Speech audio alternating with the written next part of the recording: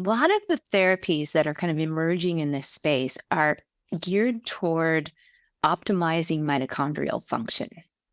And the mitochondria are the little energy factories in the cells that generate energy in the form of ATP from oxygen and glucose running through a series of enzymatic steps. And the health of our mitochondria very much dictates the health of our bodies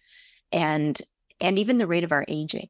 So when we look at like how can we optimize mitochondria from a lifestyle standpoint, one thing we know for sure is that caloric restriction has some really good data.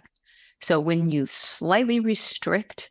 the amount of calories coming in, that helps to stimulate something called mitophagy, which is where the body will edit, repair, or replace damaged mitochondria,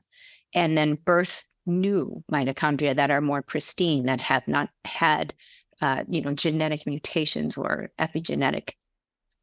insults. And so they're going to be better functioning. So caloric restriction has good data, and so does intermittent fasting, where you're condensing your feeding window down into 8 or fewer hours in the day so that your body has a long period of fasting to kind of almost like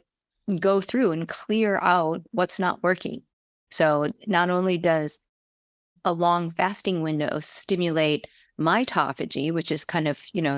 this editing process of mitochondria, but also autophagy, which is eliminating or repairing damaged cells. And that is very good for health and the efficiency of our physiology.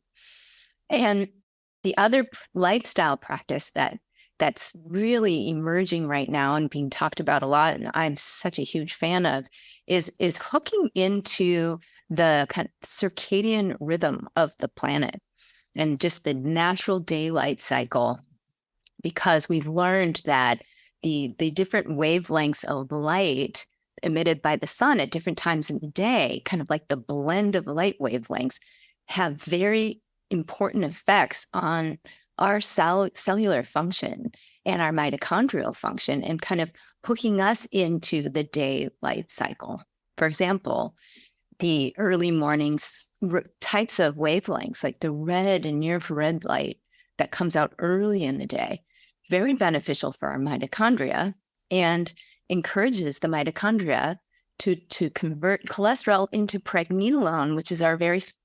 first steroid hormone that is a precursor to cortisol. And that's why we tend to get a nice boost of cortisol first thing in the morning, which helps us kind of get up and get on with our day.